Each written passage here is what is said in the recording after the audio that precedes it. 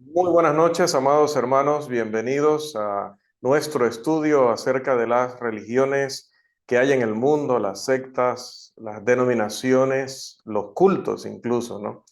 Por allí en el canal, pues alguien comentaba que ha tenido muy buena aceptación, de hecho, este curso.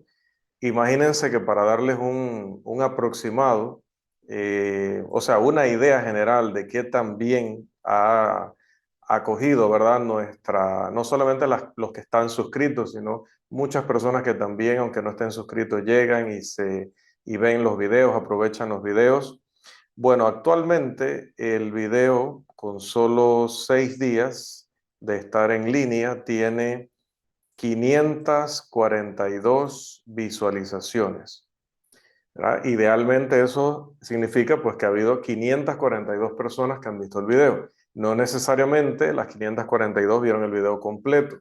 A mí me pasa que empiezo a ver un video y tengo que detenerlo a los 20 minutos, hacer alguna otra cosa, retomo un día más adelante y así. Pero idealmente, ¿no? Más de 500 personas han visto la lección pasada. ¿Y por qué lo recalco? Bueno, uno, muy agradecido con todos los que se conectan, con todos los que comparten, aunque no en vivo, pero comparten con nosotros a través de estos estudios, pero también por el hecho de que seguramente llamó mucho la atención el nombre, ¿no? ¿Qué es un culto? Y como decía, es un término que utilizamos comúnmente para algo bueno.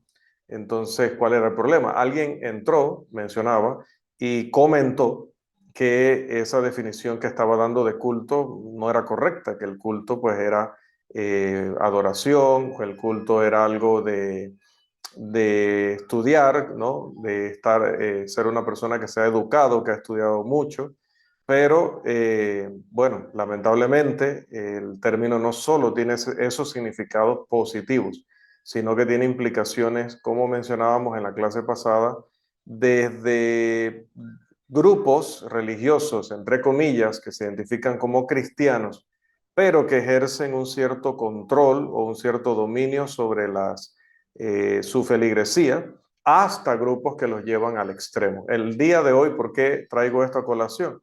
Y también para que las personas vean que lo que comentan lo estamos revisando, lo estamos considerando, allí le respondimos también. En nuestro curso vamos a considerar hoy en nuestra lección número 3. Entramos a la sección o parte número 2 del curso.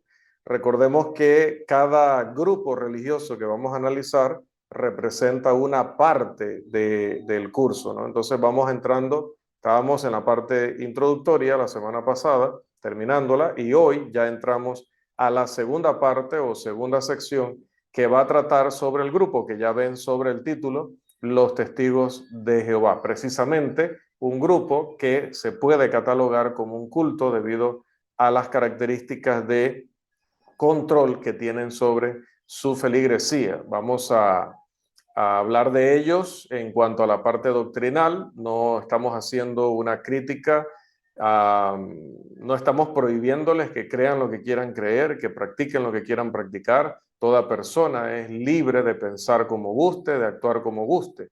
Sin embargo, nuestra libertad de poder actuar, de poder creer, de poder enseñar, no significa que coincida eso que decidimos, creemos y practicamos con lo que Dios ha revelado. Entonces, ¿cuál es nuestro trabajo como iglesia del Señor? Simplemente es presentar lo que la Biblia dice y ver si eso, eh, ver si lo que dicen los testigos de Jehová se conforma o entra dentro de los límites que pone Dios respecto a su voluntad. Y si no, entonces ver en qué no, ver por qué no y cuáles son los peligros de pertenecer a un grupo con estas creencias, con estas prácticas.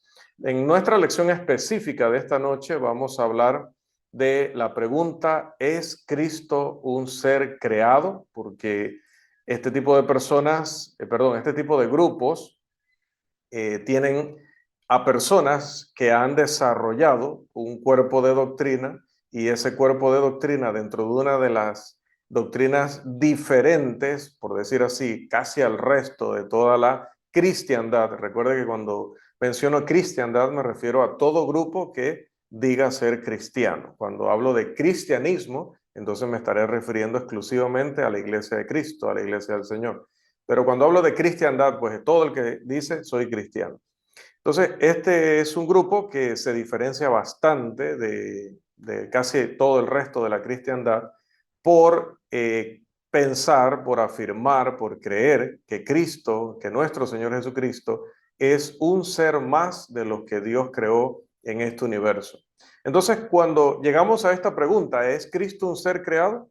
Las implicaciones de ella seguramente son impactantes para todos los cristianos fieles, porque nosotros vamos a decir, después de muchos años de leer la Biblia, que por supuesto que sí, eso es lo que enseña Dios, eso es lo que enseña la palabra. En esta pregunta se sugiere que algunas personas conceden la historicidad de Cristo según las escrituras y según la evidencia externa a las escrituras, pero al mismo tiempo ellos, aunque creen en la historicidad de Cristo, niegan que Él sea increado, es decir, que no es una criatura, que no ha tenido comienzo o principio porque Dios lo haya incluido entre los seres que trajo a existencia al crear. No creen que es eterno, no creen que es coexistente con el Padre. Esta visión de la naturaleza de Cristo es la defendida por aquellos que se hacen llamar testigos de Jehová. Dado que planeamos examinarla en detalle en esta lección, será conveniente que echemos un vistazo, pero bastante breve, sobre el trasfondo de quienes la suscriben o quienes pertenecen a esta doctrina o a esta denominación. El movimiento, o esta secta más bien, ¿no? El movimiento tuvo su origen en los esfuerzos de un caballero que ahora pueden ver en pantalla, pero al lado mío, ¿no? No lo confundan conmigo, está al lado mío. Allí abajo, don Charles Taze Russell, comúnmente conocido como el pastor Russell en aquellos tiempos, ¿no? Porque murió hace ya varios siglos. Y él nació en Pittsburgh, Pensilvania, y fue criado creyendo, como usted y como yo, en los principios y preceptos del cristianismo tal cual lo hemos conocido toda la vida, el cristianismo histórico.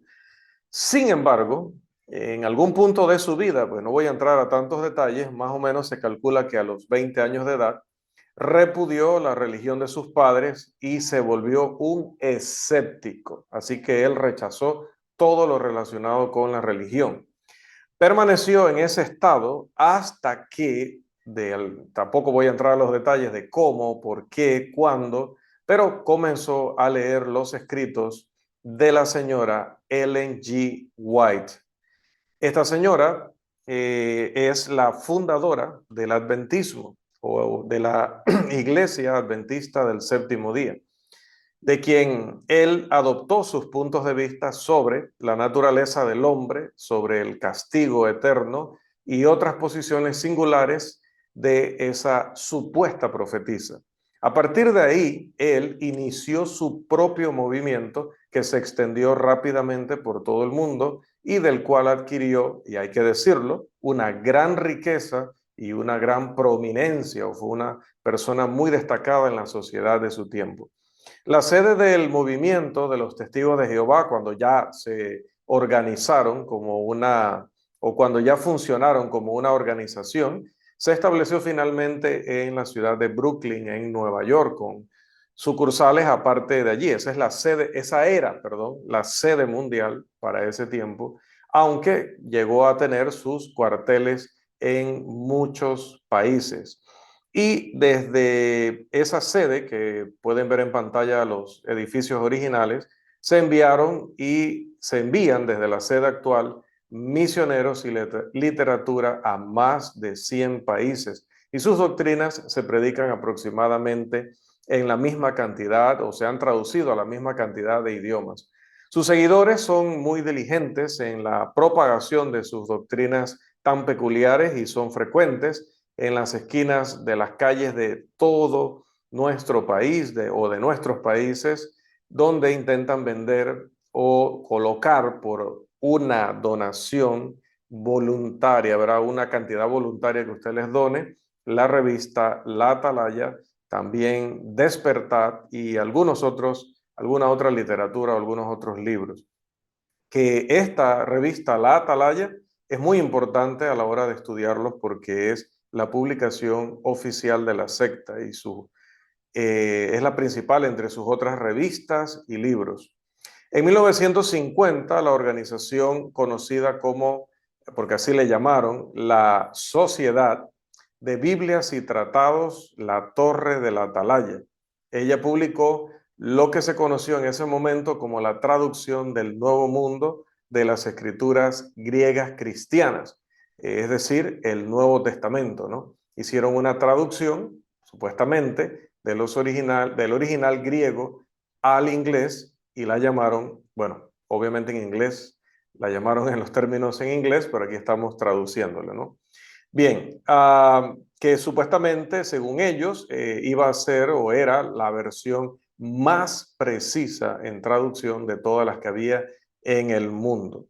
Y posteriormente, entonces, trabajaron el texto griego, supuestamente, el texto hebreo, perdón, del Antiguo Testamento, y entonces trajeron las escrituras hebreas y uniéndolas con las escrituras griegas, entonces ahora se conoce como la traducción del Nuevo Mundo de las Santas Escrituras. En 1987, si no me equivoco, se lanzó la versión ya en español, que sí, para sorpresa, si es que usted no lo sabía, no era una traducción de los originales hebreo y griego al español, como tiene que ser. Toda traducción de la Biblia a cualquier idioma es la traducción de sus idiomas originales a ese idioma. Pues estos señores, los autodenominados Comité de Traducción del Nuevo Mundo, del cuerpo gobernante de los Testigos de Jehová en Brooklyn, decidieron que la versión española iba a ser el producto de la traducción del inglés, de la versión que ya habían hecho, supuestamente, del original griego al inglés y del original hebreo al inglés, de esa ya en inglés, traducir directamente al español. Una barbaridad. Pero bueno, esa es la que hoy conocemos. Me enteré estudiando para esta lección, no lo sabía, que le han hecho varias revisiones y que la última revisión es de 2019, por lo menos según las fuentes que consulté, y sí vi algunos cambios para mal, por supuesto, en la traducción. Ahora, volviendo al caballero que mencionábamos hace un momento, el señor Russell, él había publicado antes de 1916 un folleto de 128 páginas que llevaba un nombre que va a, por decirlo así, esta es la nueva sede, disculpen, esta es la anterior, fue la que se fundó iniciando la organización, pero actualmente, si usted quiere visitar allá en Nueva York también, la nueva sede pues está en Warlick, Nueva York, a unos 80 kilómetros de la antigua sede, así que en automóvil pueden ser de una sede a otra como 1 hora 20 minutos más o menos, ¿no? Y está funcionando a partir del año 2017. No encontré una foto de calidad que fuera más amplia, que abarcara todos los edificios, pero bueno, allí pueden tener una idea de que definitivamente modernizaron. Entonces, volviendo a Russell, lo de la traducción que les mencionaba, volviendo a Russell, decía que él escribió un folleto o un folleto más bien, porque eran solo 128 páginas, con este título que pueden ver en pantalla: Millones que ahora viven no morirán jamás o nunca morirán, en el que afirmaba que presentaba pruebas bíblicas de que en ese momento millones de personas que estaban vivas no iban a entrar en la tumba porque Dios así se lo había dado a conocer supuestamente a través de su estudio de las Escrituras. En un capítulo de este folleto, él utilizó un título bastante curioso que es ¿Cómo vivir para siempre? Por supuesto, hermanos, el folleto fue un éxito porque con ese título, o sea, verdaderamente el hombre se empleó a fondo buscando un título sensacionalista, pegajoso, que captara, y logró que la gente realmente leyera esto. Y luego, imagínense, dentro, ya te llamó la atención el título principal y luego internamente tienes un título que dice ¿Cómo vivir para siempre? Pero lamentablemente, no sé si fue que él no lo escribió, no sé si fue que no lo leyó lo suficiente, pero resulta que a pesar de que él prometía a algunos vivir para siempre o a muchos, pues el señor Russell no fue uno de ellos porque se enfermó en un viaje en tren y murió el 31 de octubre de 1916 viajando. Después del fallecimiento del fundador del movimiento, Charles Russell, el sucesor de él iba primero, aquí falta, me pasó lo de siempre, aquí iba, iba el rostro de este señor que tenemos aquí. Yo voy a tener que reubicarme por acá para que no me confundan con estos señores, ¿no?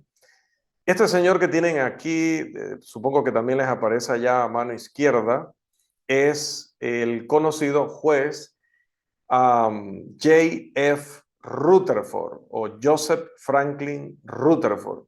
Y él, miembro de la organización, después de la muerte de Russell, asumió el liderazgo de la organización. Y gracias a su capacidad excepcional como organizador, también como escritor, extendió ampliamente la esfera de influencia de los testigos de Jehová. De su prolífica pluma brotó un flujo incesante de material que la sociedad publicó y que todavía circula con ciertas revisiones, también eliminaciones y enmiendas muy grandes y muy importantes, que de eso hablaremos más adelante. Era la opinión del señor Rutherford, expresada con frecuencia, que él también tenía su revelación, ¿no? Que ciertos santos serían levantados de entre los muertos, ciertos santos prominentes, muy importantes de la Biblia, serían levantados de entre los muertos y debido a eso debían ponerse a trabajar en construir un lugar adecuado para que cuando estos santos del Antiguo Testamento, sobre todo, patriarcas incluso, volvieran a la vida, pues se pudieran hospedar y estar juntos en esa casa. Y así, de esa manera, pues se pudieran hacer cargo de los asuntos visibles de la tierra, decía él.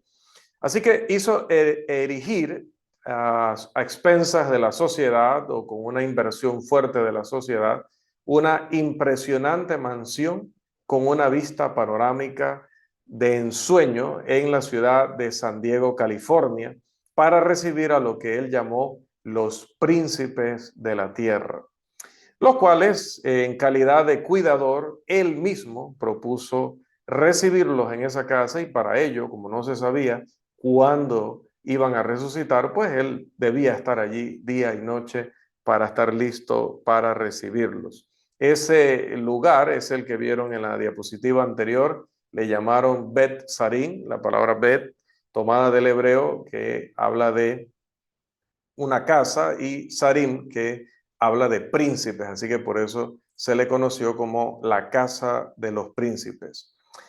Desafortunadamente, pues no se levantaron los santos que él esperó, ni otros santos, no resucitó nadie. Así que bueno, el hombre se quedó allí en esa casa y murió antes de que se cumplieran sus esperanzas. Y la sociedad del Atalaya, al haber dejado de interesarse en ese plan para los príncipes, pues permitió que la propiedad pasara a manos privadas. No preciso si se la heredaron a testigos de Jehová o la vendieron. Creo que existe la oportunidad aún de visitar Bet-Sarim y de admirar la hermosa ubicación que Rutherford eligió para los príncipes, pero que solamente aprovechó él. El movimiento ha sido conocido de diversas formas, como russellismo, rutherfordismo, alba del milenio, denominaciones o nombres que definitiva y naturalmente ellos rechazan, y sus seguidores prefieren llamarse a sí mismos al principio estudiantes internacionales de la Biblia y posteriormente testigos de Jehová. También algunas veces se identifican como miembros de la sociedad del Nuevo Mundo. Su enseñanza es una mezcla de adventismo, como ya vimos a quien leyó en primer lugar, también de un movimiento conocido como el Swedenborgianismo. Pueden leer de él como la nueva iglesia, así que luego googlean por allí, apúntelo, la nueva iglesia y puede consultar las creencias de ellos. También tienen la doctrina del unitarismo, y en cuanto a la naturaleza de Cristo, hablando de que no hay tres personas, sino solo uno en la deidad, y en cuanto a la persona de Jesucristo, sostenía la creencia del arrianismo, que vamos, seguro usted la ha estudiado ya, pero si no, pues veremos más adelante de qué se trata. En un folleto titulado ¿En qué creen los testigos de Jehová?, publicado por la prensa de la Atalaya, en ella advierte que los revisores de sus doctrinas, o aquellos que estamos leyendo sobre ellos para luego dar una exposición o escribir un libro referente a sus enseñanzas, dicen que a menudo, se quejan ellos, presentamos una imagen sesgada y hostil de sus posiciones, y preguntan, ¿no?, a sus lectores, a sus miembros, ¿acaso esperaríamos obtener de los escribas y los fariseos una imagen correcta de lo que Jesús creía? Entonces, pues creemos que su precaución tiene parte de justicia, ¿no? Creemos que pueden tener parte de razón, ¿no? Si yo dijera, bueno, voy a dejar que ellos escriban acerca de la iglesia de Cristo, seguramente la forma en que ellos van a reflejar nuestras creencias, nuestras prácticas, van a cometer injusticias, ¿no? Entonces, para evitar eso, apelaremos solo a sus publicaciones oficiales, documentando cuidadosamente cada declaración de las mismas para determinar lo que realmente creen y enseñan los testigos de Jehová, atestiguado por sus propios documentos de aprendizaje. En la misma página del folleto que acabo de mencionar, ¿En qué creen los testigos de Jehová?, en la página 2, donde aparece la declaración anterior, se encuentran las siguientes palabras, las que podemos ver allí en pantalla. La primera creación de Jehová fue su Hijo. A continuación, citan ciertas escrituras que examinaremos detalladamente en breve. Por el momento, nuestro propósito es determinar a través de sus escritos lo que los testigos de Jehová creen y enseñan acerca de la naturaleza de nuestro Señor Jesús. Vamos a ver, su folleto declara: la primera creación de Jehová, abro comillas, la primera creación de Jehová fue su Hijo. Presenta esta declaración está en un folleto cuyo objetivo es familiarizar a las personas con los principios del movimiento. Es un folleto sencillo, es una declaración inequívoca, no tiene ambigüedades, realmente dice de manera muy escueta, muy sencilla, lo que ellos creen sobre un tema teológico que es fundamental en el cristianismo. A partir de esa expresión que tenemos en pantalla, aprendemos que esta sociedad religiosa cree y enseña, en primer lugar, que Cristo no es eterno, sino una criatura de Jehová. Y en segundo lugar, que Él fue el primero de todas las criaturas de Dios en ser creado. Se deduce adecuadamente que al haber sido creado por Jehová, no existía antes de ese acto creativo. Por lo tanto, no es coexistente con el Padre ni igual a Él. Eso es lo que creen los testigos de Jehová. No lo digo yo, ahí está la expresión, su propia confesión. Esta visión se declara y afirma con frecuencia de diversas formas en sus publicaciones oficiales.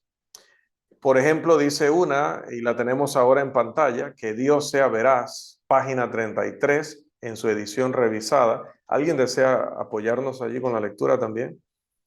¿Qué dice este folleto acerca de lo que creen sobre Cristo?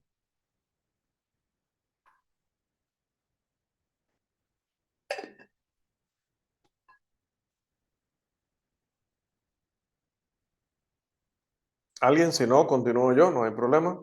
Hermano Irving. No es el autor de la creación de Dios, pero después de que Dios lo creó como su primogénito, Dios lo utilizó como su colaborador en la creación de todo lo demás.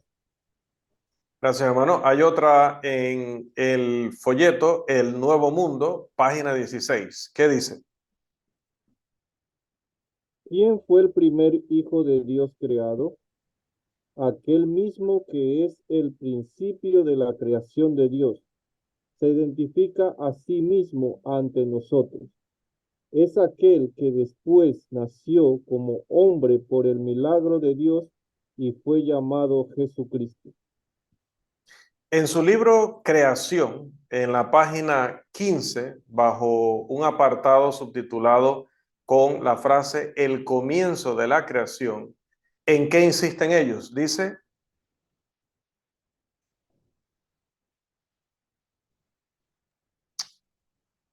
Mucho antes de la creación de la tierra, cuando no había mar, cuando no existían manantiales ni lagos, antes de que hubiera montañas o colinas, sí, antes de que se hicieran el sol, la luna y las estrellas, Dios comenzó su creación y ese comienzo fue su amado, conocido en el santo registro como el Logos. La palabra Logos es uno de los nombres o títulos dados al amado Hijo de Dios y lleva consigo un profundo significado. en la revista Liberación, página 12, también afirman lo siguiente. El término Logos es uno de los títulos aplicados al primero o principio de la creación de Dios. También tenemos en La verdad os hará libres, página 43, las siguientes declaraciones. Jehová Dios ahora había emprendido el propósito de una creación interminable. Ahora tenía a su lado un maestro obrero dotado de sabiduría. Este había recibido vida de Dios. Esto lo hizo el Hijo de Dios. Al engendrar a este Hijo o darle vida, Jehová fue el único productor o creador, sin ayuda. Por lo tanto, su primera criatura viviente fue el único Hijo engendrado de Dios. También en esta misma publicación, pero en la página 48, dicen, Ahora surge la pregunta sobre las otras criaturas que fueron producidas después del Hijo primogénito de Dios, la palabra. ¿Fueron estas otras criaturas, cada una de ellas, una creación directa de Dios como lo fue su Hijo, la palabra? estas citas podrían ampliarse indefinidamente hasta que el hermano Irving se termine convenciendo de todos estos enunciados. Pero yo creo que estas serán suficientes para mostrar la posición clara e inequívoca sobre la naturaleza de Cristo de parte de quienes se llaman a sí mismos testigos de Jehová. Revelan la creencia de que Cristo recibió vida de Dios, que es una criatura, que fue creado al comienzo de la creación de Dios y que no es el autor de la creación de Dios, por lo tanto no es eterno. ¿Cuál era el nombre de esta criatura que los escritores de la Sociedad de la Atalaya intentan identificar como Cristo antes de que viniera al mundo? Pues Russell desde hace mucho tiempo intentó responder a esta pregunta con las siguientes palabras. Y voy a pedirle una vez más a nuestro hermano, o si alguien más desea leer, está disponible allí. Por favor, ¿qué dice en el libro Estudios en las Escrituras, serie 5, página 84, sobre cuál era el nombre de Jesús antes de ser Jesús, ¿no? Antes de nacer de María? ¿Cómo se llamaba antes el logo, allá en el principio de la creación? Eh,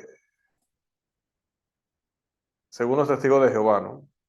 Según Russell específicamente. Por eso me quedé pensando, porque iba a acusar a Rutherford, pero no, esto, Estudio de las Escrituras o Estudios en las Escrituras, es un libro o una serie de libros, una serie de cursos escritos por Charles Russell, así que fue él quien le identificó quién era Jesús. Antes no se llamaba Jesús, se empezó a llamar Jesús a partir de que nació. Pero ¿cómo se llamaba antes? Por favor,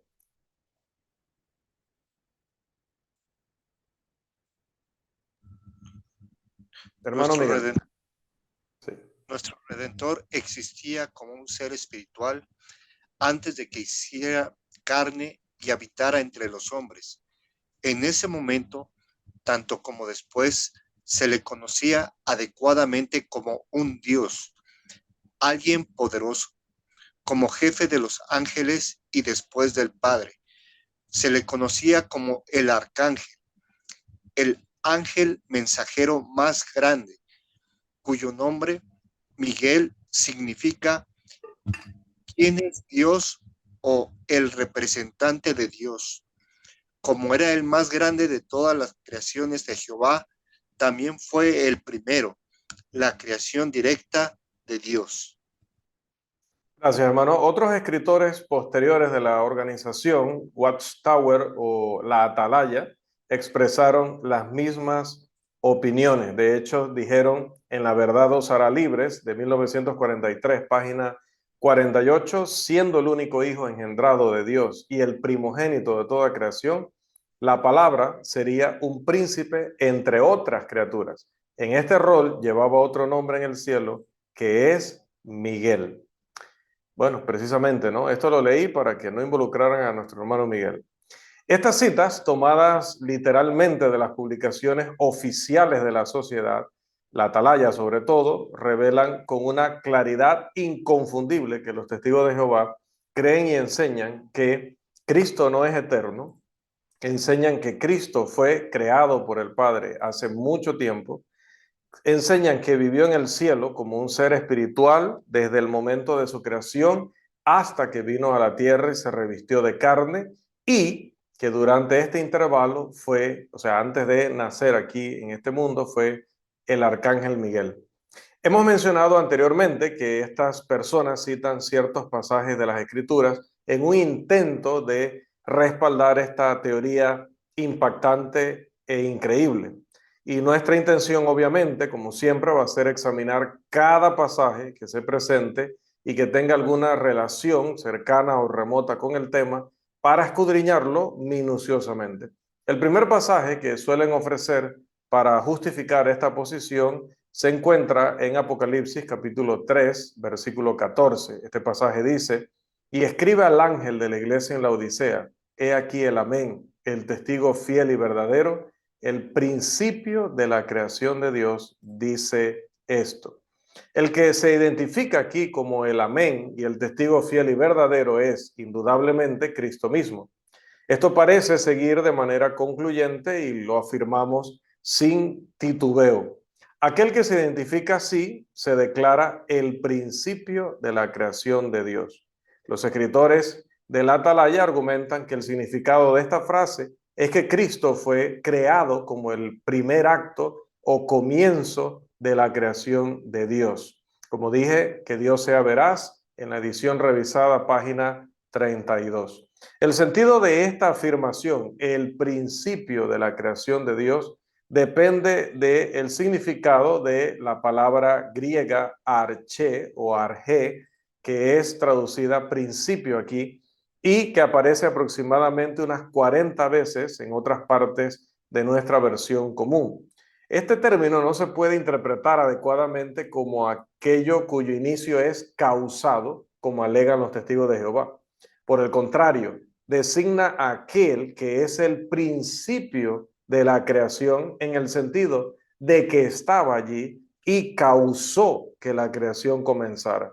Como dice Lange, definiendo el término, el logos no solo existía ya en el principio, sino que también era el principio eficiente, el comienzo del comienzo. Y cuando se dice que el logos estaba en este principio, su existencia eterna ya se está expresando y su posición eterna en la deidad ya se indica allí. Por lo tanto, se deduce que Apocalipsis 3:14 enseña que Cristo es el principio de la creación de Dios en el sentido de que es el principio eficiente, el agente activo que hizo que comenzara. Allí está la definición de este término, que ellos simplemente lo toman a conveniencia y lo tratan de definir de una manera que pareciera respaldar su doctrina. Compare lo que dice Apocalipsis 3:14 con lo que dice Juan capítulo 1, versículo 3. Todas las cosas por Él fueron hechas y sin Él nada de lo que ha sido hecho fue hecho. Ahí está, simple y sencillo. ¿Por qué es el principio de la creación de Dios? Porque la creación no comenzó hasta que Él comenzó a crear. Eso, en ese sentido, es el principio de la creación de Dios. No dice la primera de las criaturas de Dios. Si dijera la primera de las criaturas de Dios, estaríamos en un serio problema. Pero no dice eso. Dice, si la creación tuvo un principio, sí. ¿En quién lo tuvo? En Cristo, o en el Verbo, ¿no? Afortunadamente, hermanos, nosotros no nos basamos en deducciones para determinar el significado de este pasaje con respecto a lo que enseña sobre la eternidad de nuestro Señor. Toda verdad es armoniosa es decir, una verdad no se contradice con otra verdad en el mismo tema y en el mismo sentido. Y definitivamente que en el caso de las Escrituras, estas son perfectas, así que nunca se contradicen. Cuando vamos al libro de Hebreos, al capítulo 7 y los versículos 1 al 3, notamos que allí se habla de un tal Melquisedec, que era rey de Salem y sacerdote del Dios Altísimo, allá en la era de los patriarcas. Pero nos interesa que se dice que él fue sin padre, sin madre, sin genealogía, que ni tiene principio de días ni fin de vida, sino hecho semejante al Hijo de Dios, permanece sacerdote para siempre. El sentido en el que este antiguo sacerdote fue hecho semejante al Hijo de Dios es que, dice, no tenía ni principio ni fin. Si este pasaje tiene algún significado, enseña que Cristo no tenía ni principio ni fin. Por lo tanto, es una refutación completa de la teoría de los de la atalaya. A menudo estos señores citan otro pasaje que es Colosenses capítulo 1, versículo 15, el cual dice, Cristo es la imagen del Dios invisible, y aquí viene la frase que les gusta porque la pueden tergiversar o creen que la pueden tergiversar, el primogénito de toda creación. Debido a que se le ascribe allí o se le describe como el primogénito de toda creación, se alega que, oye, está claro, dice, él es la primera criatura en ser creada. Ellos afirman en que Dios sea veraz, edición revisada, página 33. De esta manera, Él se clasifica junto con la creación de Dios, siendo el primero entre ellos. Ellos suponen que la palabra primogénito se usa para indicar literalmente que Cristo llegó a existir como la primera de las criaturas de Dios. Yerran en la suposición de que esta palabra deba ser tomada en un sentido literal en este pasaje. Es obvio que el término tiene un sentido figurado aquí. Un acto creativo es una cosa, un nacimiento es otra. Es absurdo afirmar que Cristo nació de Dios en el sentido usual de la palabra, como si Él lo hubiera dado a luz. Eso no fue lo que sucedió. Si estamos hablando de creación, hablamos de una cosa. Si estamos hablando de nacimiento, estamos hablando de otro. Además, el pasaje mismo demuestra que Cristo poseía la misma naturaleza del Padre, porque aunque les gusta la segunda frase, ¿qué pasó con la primera? En la primera dice que Él es la imagen del Dios invisible. Al ser de la misma esencia y la misma naturaleza que el Padre, Cristo es, con las cualidades del Padre, eterno al igual que Él.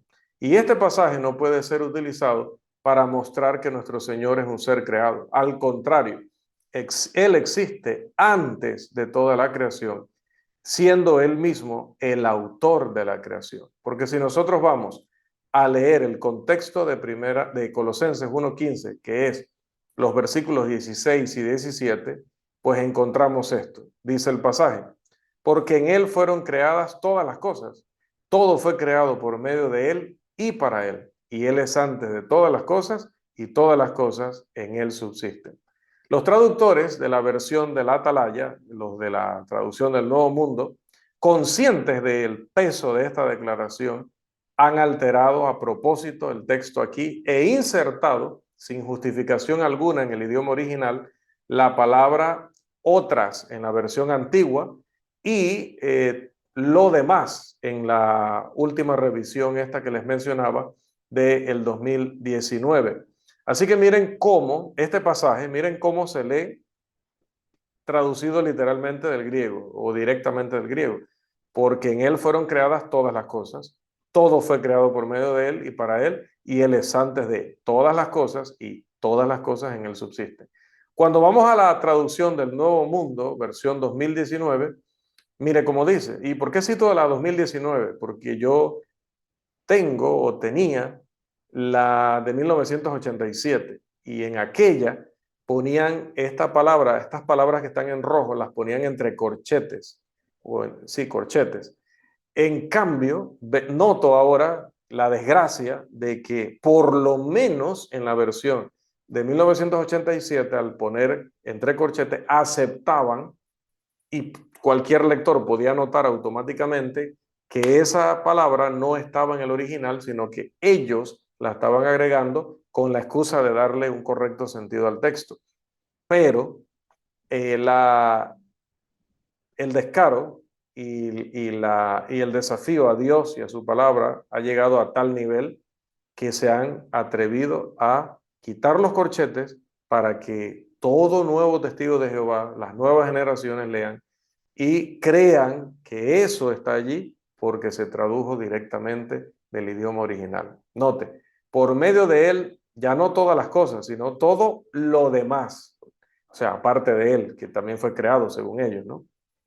Por medio de él, todo lo demás fue creado en los cielos y en la tierra, las cosas visibles y las cosas invisibles.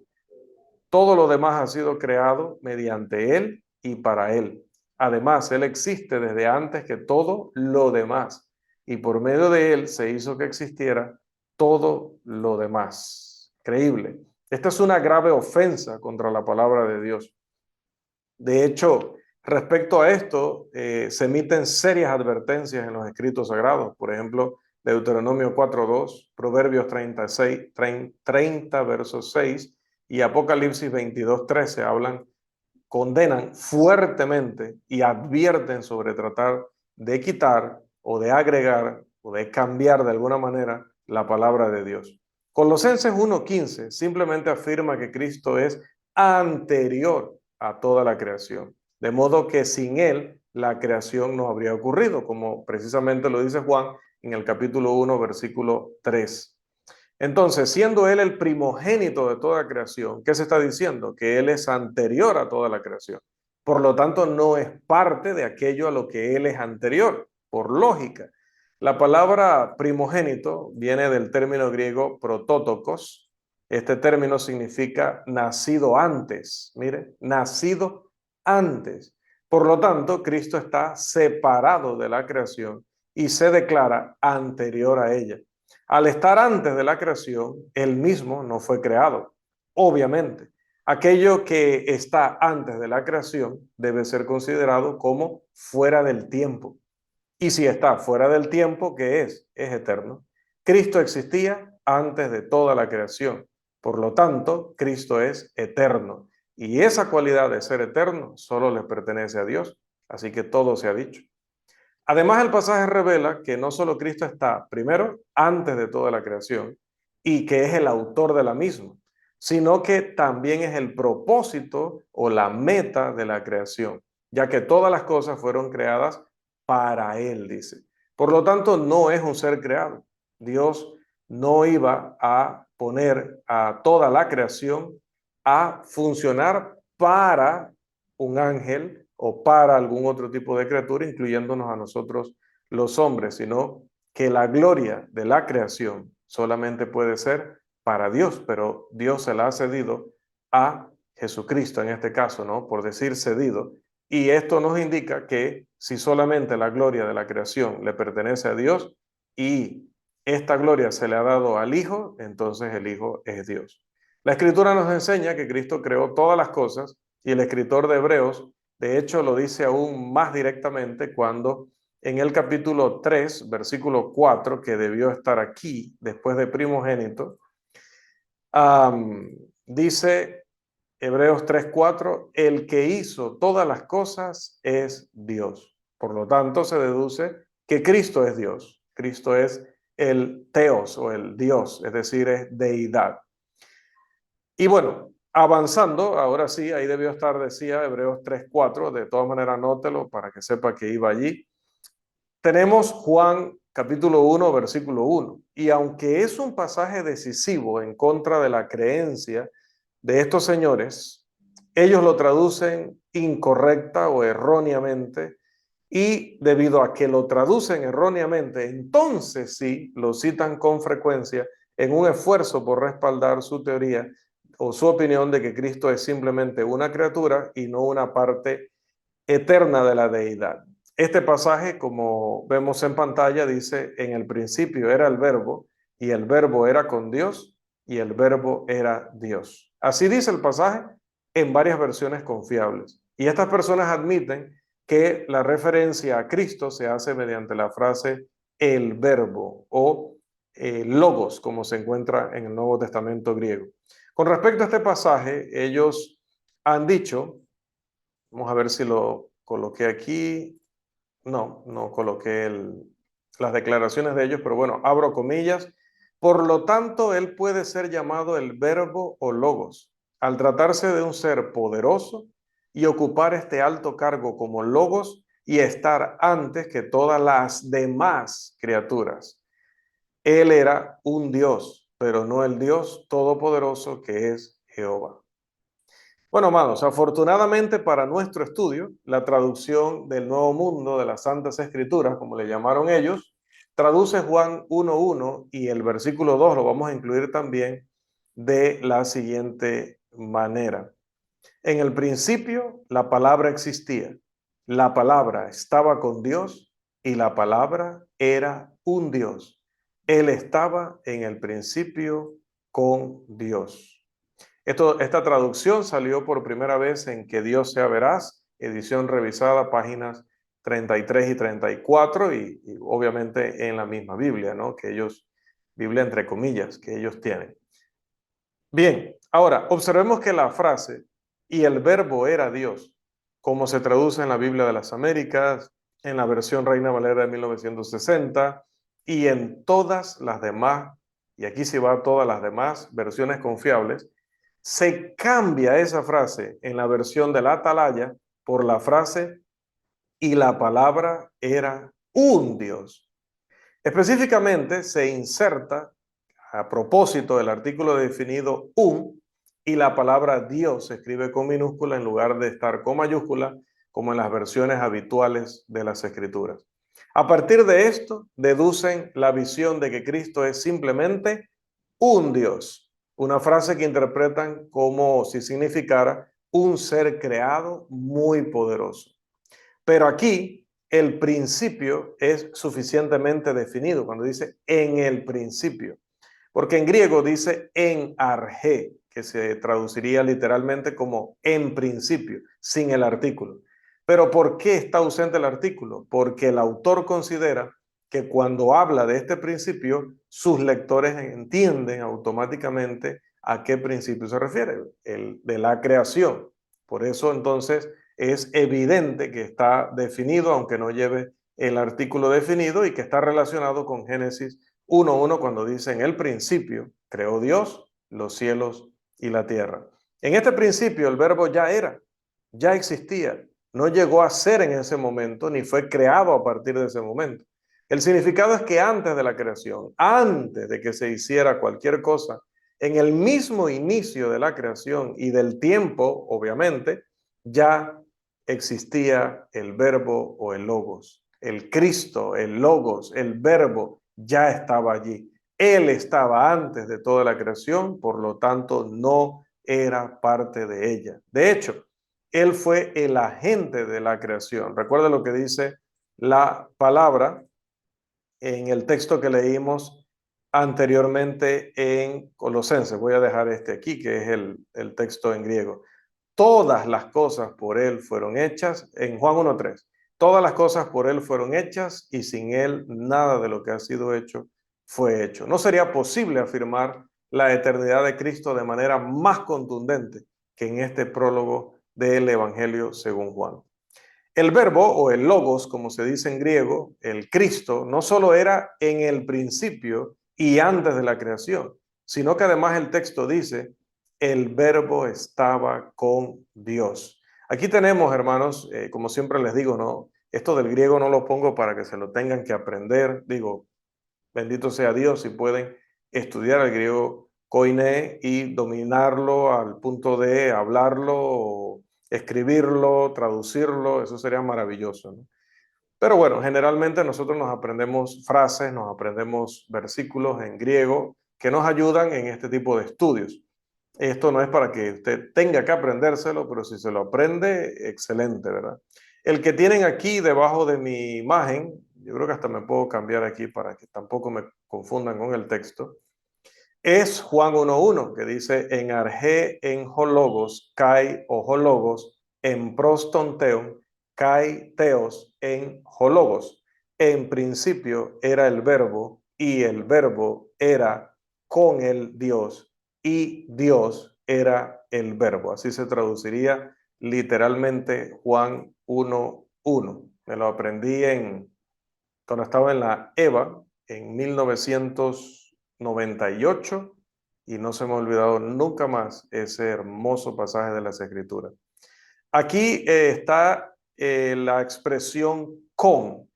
En las dos líneas que tienen frente a ustedes van a ver, mire que el griego tiene varias letras que son bastante similares al español. Verán en la segunda línea la primera palabra que empieza con la letra pi, que la usamos mucho en matemática. Bueno, pros, esa palabra allí se transliteraría P-R-O-S, pros. Y ahí es donde empieza, dice, y el verbo estaba con Dios. Con, en español, no transmite todo el significado del griego, pero no hay una sola palabra en español que la mejore. La preposición pros con el caso acusativo denota movimiento hacia un punto o dirección hacia ese punto, y también se usa generalmente en el Nuevo Testamento en el sentido de con, como se traduce aquí, no solo como algo cercano o como alguien que está al lado de, sino como que estamos frente a frente con una persona, que tenemos una amistad, una cercanía, una comunión viviente, vibrante, ¿verdad? Implicando la idea activa de intercambio entre ambas partes. Así que la declaración de Juan es que el Verbo Divino no solo permaneció con el Padre como un colaborador que se hace allí al lado del otro, sino que estaba en una comunión, en una unión, en una unidad íntima con el Padre y activa, ¿verdad? Esta unión íntima de Cristo con el Padre es descrita por el mismo Señor en Juan 17:5 y Juan 1:18, que no vamos a leer ahora. La última expresión de Juan 1:1 dice, y el verbo era Dios, o como lo leí, porque así está escrito en griego, y Dios era el verbo. Note otra vez, en el texto griego podrá notar el término theos. Primero está theon, que está en acusativo, porque está señalando e identificando a un sujeto, en ese caso a Dios, pero como Dios Padre. Y el otro no dice theon, porque esa V es una N en realidad, ¿no? Transliterándola al español. Y pueden ver que lo dice kai, la palabra kai es i. Generalmente se traduce i, también se puede traducir pero y tiene otras acepciones, pero generalmente o casi siempre es i. Theon y teos luego. Entonces, esa que ven allí es así mismo como se nota una S, ¿verdad? Y ese circulito que es la Z, que se usa también en matemática, pues es TH, se translitera TH al español. Así que allí es teos, algunos dicen que en griego se debe traducir, se debe pronunciar seos. Puede ser, ¿verdad? Pero toda la vida hemos hablado de teos para referirnos a Dios. Entonces, note que el primero tiene la N al final. El último, el segundo, tiene la S al final. Y esa S y esa N en griego significan un cambio en el sustantivo, un cambio en el término. Entonces, cuando usted lo va a traducir o lo está leyendo, usted va a tener un entendimiento más rico de cómo Juan, de manera perfecta, porque lo estaba guiando el Espíritu Santo, describió al Padre y al Hijo en esta sección. Mire, estos señores dicen, los escritores de la Atalaya hacen mucho hincapié en el hecho de que el artículo no aparece delante de teos en la última expresión. Noten, volviendo a pros, ven a pros, ¿no? En la primera palabra de la segunda línea. Luego está el término ton. Ese término ton, con N, es el artículo definido, ¿no? Entonces ahí diría, y el verbo era con el Dios. Entonces dicen ellos, mire, que cuando se refiere a Dios Padre, coloca el artículo definido delante de Dios, el Dios. Pero en la última parte, como se va a referir al Hijo o al Verbo, entonces mire que le quita el artículo definido. Entonces no es Dios al igual que el Padre. Entonces por eso nosotros traducimos Dios en minúscula, porque debe ser un Dios de menos poder. No, esto solamente significa que tienen una crasa ignorancia del idioma griego, o tienen un corazón pervertido por Satanás, o ambas cosas. Porque, según la gramática griega, teos en la última expresión es predicado y logos allí es sujeto.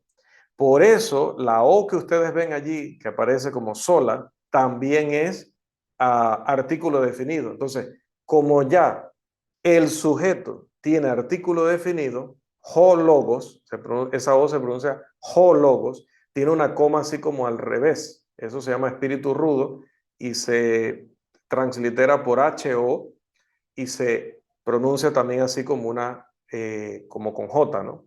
Hologos. Como ya el sujeto tiene el artículo definido, dice la gramática griega, que el predicado no la lleva. Además, dice la gramática griega, que cuando tú quieres resaltar una cualidad en el sujeto, pones primero la cualidad y luego el sujeto y reservas el artículo definido para el sujeto. Por eso es que teos no lleva artículo definido y es una barbaridad ignorar esta regla y por eso traducir, entre comillas, un Dios, que eso no es ni traducción. Bien, hablando acerca de la gramática griega, consultándola, dice la gramática, de aquí se deriva la regla general, que en una oración simple el sujeto lleva el artículo y el predicado lo omite. El sujeto está definitivamente en la mente. El predicado generalmente denota la clase a la que se refiere el sujeto o de la cual está excluido, pero la noción de la clase es en sí misma intermedia. Manual de Gramática del Nuevo Testamento Griego de Green, página 193. En segundo lugar, si el artículo apareciera antes del predicado aquí, sería equivalente a decir que el verbo es el único Dios. Entonces, el Padre no sería Dios, ni el Espíritu Santo sería Dios, sino solamente el verbo. Y sabemos que por todo lo que enseña la Escritura, eso sería falso. Él es una de las tres personas que constituyen lo que conocemos como la naturaleza que llamamos deidad. Se debe observar que en la segunda parte de la oración, kai hologos en proston theon, y el verbo era con Dios, el artículo aparece antes de teos porque se especifica, como decía, a la primera persona de la deidad, y en la tercera afirmación se omite el artículo porque el propósito de Juan era indicar el carácter o la naturaleza o el atributo del verbo como deidad en lugar de especificar qué persona era él. De esta manera, entonces, nuestro Señor existía desde el principio. Pensé que había hecho una lista allí. Que nuestro Señor existía desde el principio, antes de toda la creación. Por lo tanto, era sin principio y era preexistente a la creación. En segundo lugar, aprendemos que gozaba de la asociación y comunión más cercanas con el Padre, que no la puede tener nadie más, estando pros con Dios. De hecho, Eugenio D'Anjans, en su libro Proceso a la Biblia de los Testigos de Jehová, quizás lo mejor que he leído refutando la traducción del Nuevo Mundo, decía que pros se utilizaba en la antigüedad para referirse a o se utilizaba cuando había una reunión entre dos dignatarios, por ejemplo, dos reyes, ¿sí? Entonces dice que cuando se sentaban a la mesa, si uno de los reyes era más bajito que el otro, para evitar que aquel rey visitante o aquel rey que era visitado mirara hacia abajo al otro, como si no hubiera igualdad, se colocaba un cojín para igualarlos. De esta manera, se decía en griego, quedaron pros. Y note que ese es el término que utiliza Juan para referirse a Jesús con Dios. Si Jesús fuera una criatura, nunca podría estar pros con Dios allá en la eternidad. Solo Dios puede estar así con Dios. Interesante. Número 3, para evitar que se asuma que todo esto podría ser verdad y aún así que la segunda persona sea un ser inferior, Juan declara que Cristo es Dios, es decir, es el poseedor de la naturaleza divina. El ser maravilloso que es anterior a toda la creación y por lo tanto no creado, atemporal y eterno, se identifica en el versículo 14 del capítulo 1, donde dice el apóstol, y el verbo se hizo carne y habitó entre nosotros. Este, por supuesto, fue Cristo. No se puede encontrar un pasaje más importante en las Escrituras acerca de la naturaleza de Cristo. Este declara su eternidad, declara también su estrecha relación con el Padre, declara además su obra en la creación, declara su distinción del Padre y declara su posesión de la naturaleza de Dios. Estas proposiciones fundamentales están presentes en el gran tratado del apóstol Juan y no pueden ser oscurecidas ni por la versión Nuevo Mundo ni por las enseñanzas de los testigos de Jehová o quienes defiendan teorías como las de ellos. Los escritores de la Sociedad de la Atalaya frecuentemente citan este otro pasaje, Proverbios capítulo 8, versículos 22 al 30, para seguir argumentando que Cristo fue creado, en un intento de sostener esa teoría. En esta porción altamente figurativa de las Escrituras, la sabiduría es personificada por el autor bíblico y se declara que ella es antes de la creación. Noten lo que dice este texto. ¿Alguien que nos ayude con la lectura, por favor?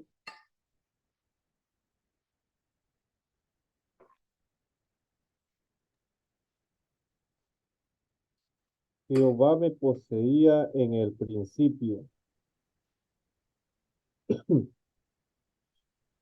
ya de antiguo, antes de sus obras. Eternamente tuve el principado desde el principio, antes de la tierra, cuando establecía los fundamentos de la tierra, con él estaba yo ordenándolo todo.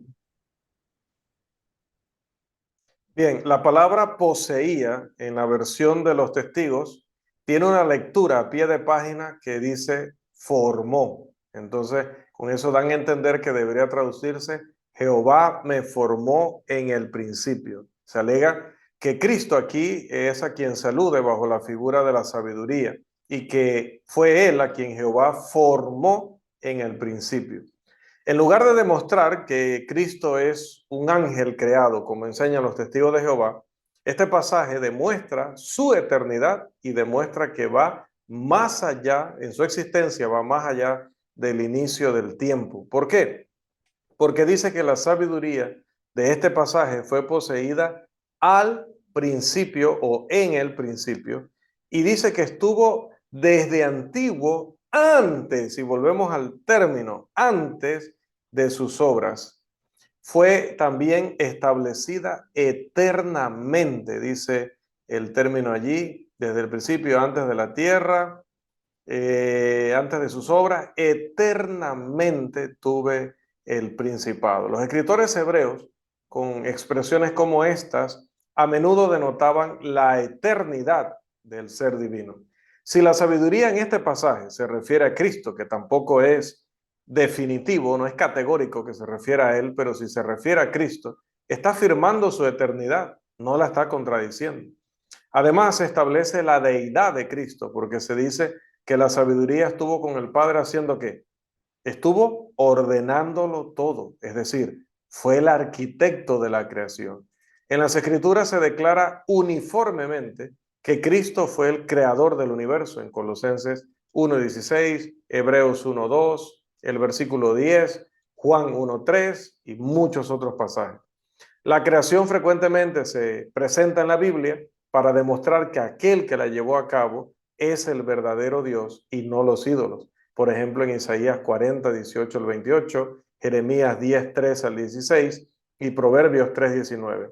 Sin embargo, es imposible que una criatura esté dotada de atributos que solo puede poseer la deidad. Cristo poseía todos los atributos de Dios, del Teos, de la deidad. Por lo tanto, Cristo es Dios. Cristo posee la naturaleza divina y era igual al Padre, y esto desde la eternidad. Esto de hecho es afirmado por Pablo en la grandiosa declaración de Filipenses, capítulo 2, los versículos 5 al 8, que les voy a pedir también que me colaboren para leerlo, por favor. Filipenses 2, 5 al 8, lo tenemos allí en pantalla. Haya, pues, en vosotros este sentir que hubo también en Cristo Jesús, el cual, siendo en forma de Dios, no estimó el ser igual a Dios como cosa a que aferrarse, sino que se despojó a sí mismo, tomando forma de siervo, hecho semejante a los hombres. Bien, ¿qué aprendemos de este pasaje? Primero, Cristo originalmente existía en la forma de Dios. Ahí utiliza el griego morfe. No voy a profundizar mucho porque es que está Irving acá y me toca dar precisamente Filipenses 2, 5 al 8 el próximo, el día de mañana en la congregación. La forma de cualquier cosa es la manera en la que se revela, y esto por supuesto va a estar determinado por la naturaleza que tiene. Dice que Cristo existía o era en la forma de Dios, es decir, en la naturaleza de Dios. ¿Y cuál es la naturaleza de Dios? En primer lugar es la deidad. Por lo tanto, poseía la naturaleza divina. En segundo lugar, él estaba en igualdad con Dios, porque dice, no estimó el ser igual a Dios, el ser igual a Dios, estaba siendo igual a Dios ya.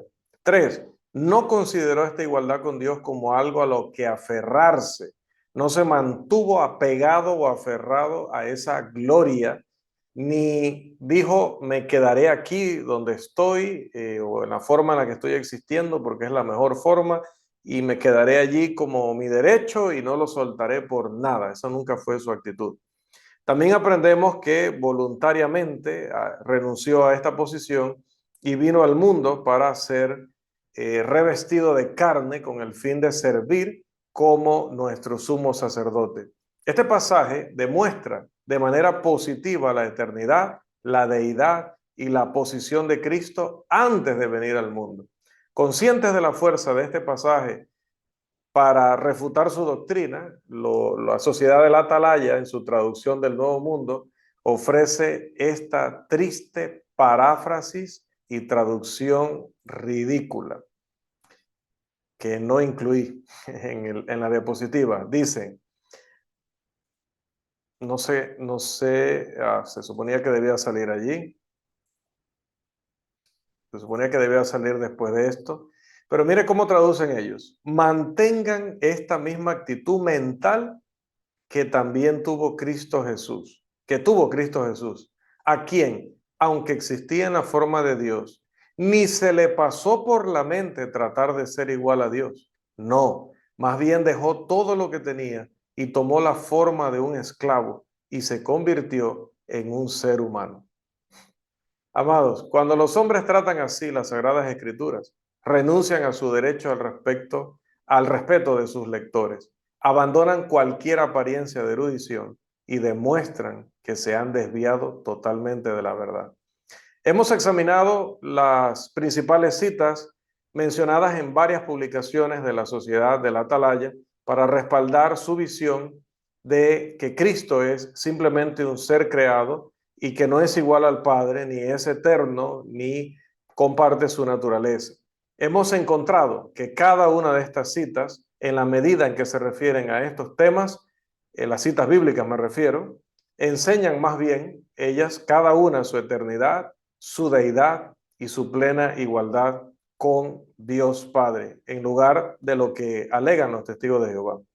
Aunque las limitaciones de tiempo nos impiden un examen más exhaustivo de sus afirmaciones, nos comprometemos en el momento y lugar apropiados a demostrar que cualquier otro versículo que puedan ofrecer puede ser resuelto de manera similar si se refiere a la naturaleza de Cristo en absoluto. Los errores de los testigos de Jehová no son menores ni insignificantes. Ellos atacan los cimientos del cristianismo. Son una mezcla de arrianismo, unitarianismo e incredulidad. Y si se les cree y se confía en ellos, hasta la muerte sumergirán a sus desafortunadas víctimas en la perdición eterna. Debido a que su situación es tan fatal como la mencionada por el apóstol Pablo, instamos a todos los miembros de esta secta que deseen salvación a que hagan lo que dijo el Señor en 2 Corintios 6:17. Salgan de en medio de ellos y apártense, dijo el Señor. Hasta aquí nuestra lección número 3. ¿Era Cristo un ser creado? Para nada. Es Dios todopoderoso, eterno, el creador de todo cuanto existe. Que el Señor le siga bendiciendo ricamente.